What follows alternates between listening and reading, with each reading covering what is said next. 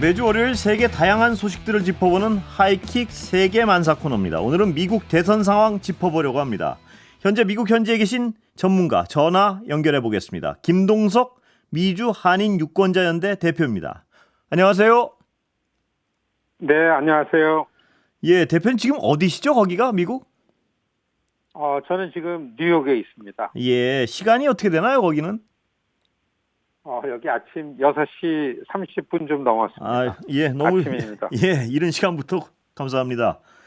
자, 미국 대선 한 달여, 두 달여죠. 두 달여 앞으로 다가왔는데요. 현지 분위기 어떻습니까?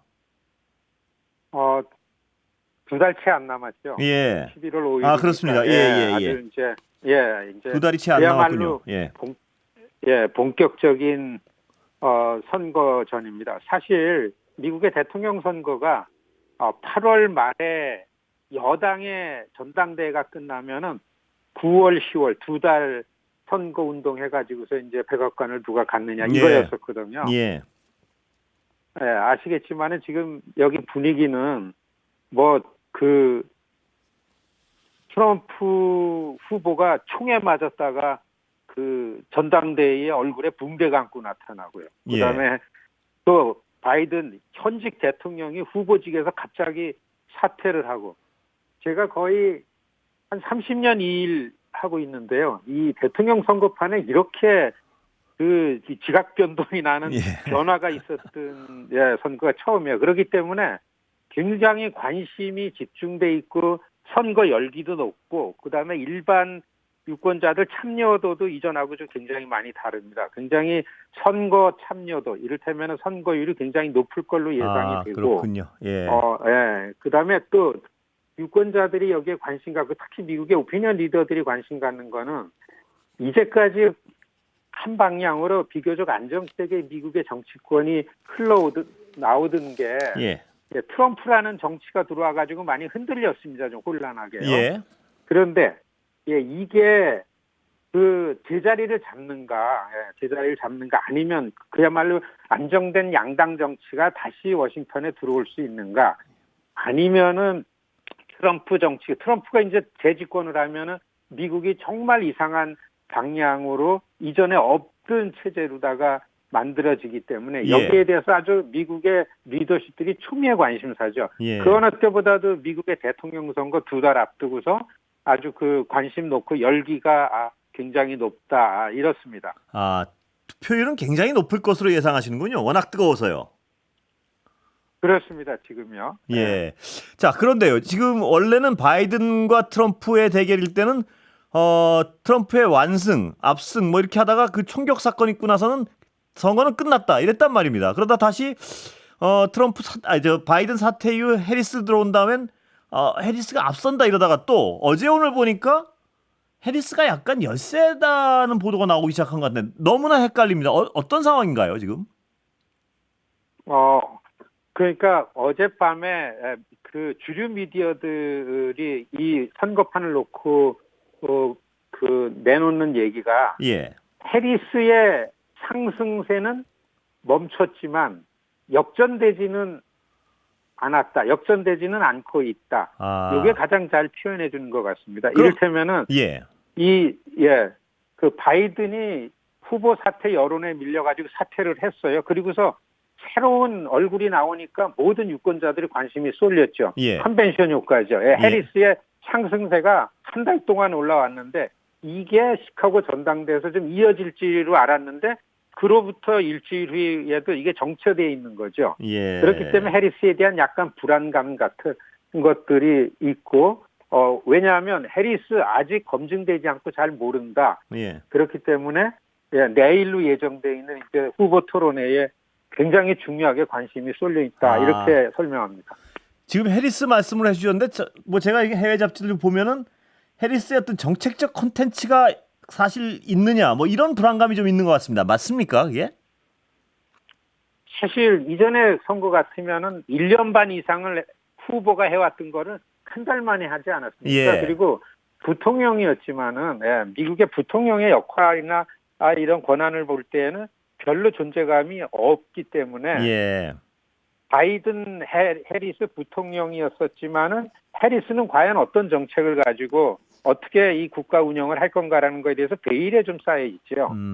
그렇기 때문에 해리스가 지금서부터 어떻게 해 나가는가가 자기 지지율을 컨벤션 효과로 올라온 지지율을 유지하느냐. 그리고 사실 지지율이 앞장선 게 아니라 거의 트럼프가 이기는 걸로 가지 않는가라는 이 바이든과 트럼프의 차이를 따라잡고서 모든 게 박빙의 지지율로다가 올려놓고 예. 특이한 거는 지난 2016년 이래로 모든 선거판은 트럼프가 주도해 왔습니다. 예. 그러니까 모든 헤드라인은 다 트럼프로부터 선거가 시작됐고 선거가 설명돼 있는데 후보 사퇴 이후에 한 달 좀 넘게 여기에서 트럼프가 사라졌죠. 트럼프는 이 주도권을 갖고 오려고 굉장히 안달을 하면서 지금 국리를 하고 이런 상황에 있는 겁니다. 예. 그런데 제가 그 대선 후보 토론 여쭤보기 전에 하나 좀 먼저 여쭤보면요. 지금 한 달 후보 바뀐 지가 그래도 한 달이 넘게 지났는데 그렇다면 해리스의 어떤 정책적 부분의 불안감은 없어져야 되는 거 아닌가요? 원래 좀 단단한 후보라면 어떻게 보십니까?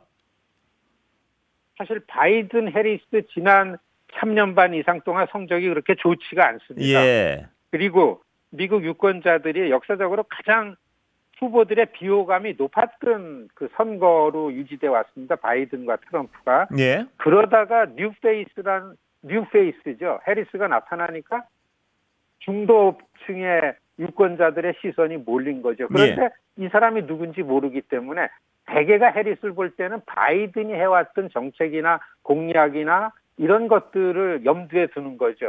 그게 좋은 성적이 아니기 때문에 해리스로부터 뭔가 좋은 것, 특히 지금 미국 유권자들의 체감하고 있는 이 경제 문제에 있어가지고 뭔가 새롭게 나오지 않으면 안 된다라고 하는데 과연 해리스가 뭔가 갖고 있는가, 뭘 내놓을 건가 여기에 이제 지금 초미의 관심입니다. 그렇다면 토론이 중요할 수밖에 없을 것 같이 들리는데요. 토론이 언젠가요? 미국 시간 지금부터 얼마나 남았나요? 첫 토론, TV 토론. 지금이 월요일 6시 반인데 여기 시간은 내일 화요일 밤 9시 동부 시간으로 하기 때문에 하루 반 이상 남았다고 보여지는데 역대급입니다. 선거 중에서 이렇게 후보 토론회가 주목받는 사실 후보 토론회는 그렇게 큰 영향을 안 줘왔었습니다. 예. 9월, 10월에 한 번씩 하는 게. 근데 이번에는 새로운 후보에 대한 검증 때라는 거기 때문에 트럼프는 잘해도 못해도 본전이고 해리스는 잘해야 본전 아니겠냐라는 이제 이 잣대가 지금서부터 나오고 있습니다. 그렇군요. 해리스는 잘해야 본전이다. 예. 그러나 유권자들은 궁금한 것은 해리스 아닌가요? 트럼프는 워낙 많이 노출이 돼 있고 어떻습니까? 그렇죠. 트럼프는 커트라인이 한 40점이고 예. 80점 나오면 트럼프는 잘한 거고 그건 여전합니다. 예. 카멜라 해리스는 75점, 80점은 돼야 그래도 지금 지지율을 유지하면서 주도하지 않나 이렇게 전망이 되는데 여하튼 크게 네 가지 이슈로 나눕니다. 예. 가장 중요한 경제 문제는 트럼프가 훨씬 더 좋습니다. 42대 55 정도로 트럼프가 앞서고 있고 이민 문제도 43대 53 이렇게 트럼프가 앞서고 있고 다만 다수 유권자를 점유하고 있는 낙태 부분에 있어서는 여성 권리 이래서 카멜라 해리스가 54대 39 압도적으로 앞서고 있죠. 민주주의를 새롭게 그리고 미국을 제자리에 안정되게 만든다라는 이슈에 있어서는 50대 45 정도로 해리스가 앞서고 있고 정책 공약에 있어서는 이렇게 박빙으로 갈리고 있습니다. 예. 근데 이 이른바 중도라는 분들은 경제를 굉장히 중요시하는 거 아닌가요? 근데 경제 이슈에 밀리는군요, 해리스가. 그렇죠. 시카고 전당대 끝나고 나와가지고서 모든 미디어에서 이제 경제 문제를 중심으로 다루고 있는데 역시 수치적으로 바이든 정부가 내놓는 이런 경제 지표로다가 많이 좋아졌다고 하지만은 저도 유권자고 시민인데 일반 시민들이 볼 때는 이 고물가 인플레이션에 굉장히 허덕이고 있는 상황이다라고 하는 게 표심입니다. 그렇기 때문에 지금 이런 상황에 대한 책임을 카멜라 해리스는 갖고 이제 후보 토론회에 나서는 거죠. 역시 경제 문제 가장 중요하게 후보 토론회에서도 나올 거다 이렇게 전망이 됩니다. 해리스의 어떤 토론 기대감이 좀 어떻습니까? 어느 정도 기대합니까? 그 지지자들은 잘할 것이라고 봅니까? 아니면 불안해합니까? 간단히 얘기해서. 예. 아, 되게 미국 시민사회에서 잘 모르면 불안감이 앞서는 거죠. 예. 예, 그래서 좀 불안한데 그렇기 때문에 잘해야 본전 아니라는 이런 그 기준이 나오는 건데 카멜라 해리스의 그 정치 여정은 자기의 정치 철학을 가지고 정치 세력을 가지고 자기의 행보를 온 게 아니라 기회가 있을 때마다 낙구쳐 가지고서 점핑한 그런 예. 그 정치인이거든요. 그렇기 때문에 지금은 다르다. 지금은 그 트럼프라는 강적을 맞이해서 모든 유권자들이 보고 있는 가운데서 자기 실력을 내세워야 되는데 과연 그거 갖고 있는 난리지라는 거, 예. 그다음에 갖고 있는 경험이라든지 이런 게 얼마나 많이 시민사회에 어필할 건가라는 것에서 굉장히 궁금한 거죠. 예. 검증 때 이게 지금 화두입니다. 자, 경제 문제가 그렇게 어떤 아까 중요하다고 말씀을 하셨는데 미국 유권자들의 관심도 온통 쏠려 있고요. 그런데 그렇다면 지금 집권당으로서는 집권 세력으로서는 경제를 좀 끌어올리고 싶어하는 마음이 분명히 있을 텐데 결국은 이자율을 낮추는 건가요? 그래서 빅컷 얘기가 나오는 건가요? 어떻습니까? 그래서 이게 이제 그 내일이 토론회고 모레 시장위원회에서 소비자 물가 지수를 발표를 하는 거가 지금 예고되어 있습니다. 예. 그리고 나서 시장경제위원회가 아마 이달 중순경에 열리는데 예. 거기에서 과연 이 연준이 금리를 낮추느냐 높이느냐 이미 금리 인하라는 거를 그 얘기를 많이 하고 있거든요. 이 예. 폭이 결정되는데 그런데 지금 그 연준 이사장의 스타일이 어떤 정치적인 측면으로 시장에 뭐를 하는 게 전혀 아니기 때문에 예. 그리고 또 이 금리를 낮춘다 그래서 물가에 그리고서 이 고용 시장에 어떤 좋은 영향을 줘서 집권 세력에 유리하게 되느냐고 하기에는 너무 급박합니다. 선거가 네. 시장이 움직이는 게 소비자가 체감하기에는 그렇기 때문에 이미 노스캐롤라이나 같은 데서는 사전 선거가 시작이 됐습니다. 예. 그리고 이번 주말에는 펜실베니아가처럼 가장 중요한 주가 조기 투표, 사전 투표, 그 우편 투표가 시작이 되거든요. 너무 늦었다. 예. 시장을 관리해서 집권당이 어떤 효과를 보기에는 일단은 너무 늦지 않았냐라는 게 전문가들의 전망입니다. 예. 그런데 공화당 지지자들 입장에서 보면요. 지금 그래도 역대 공화당 사람들 중에 점잖다고 일반 사람들이 생각하는 뭐 부시 전 대통령이나 이런 사람들은 트럼프에 대한 지지를 철회한 건가요? 표명하지 않고 있는 건가요? 철회하고 등을 돌렸다고 하는 게 맞습니다. 왜냐하면 지난 8월 12일서부터 위스콘신 미러키에 있었던 그 공화당 컨벤션에 제가 갔었는데 예. 이미 공화당이 아니에요.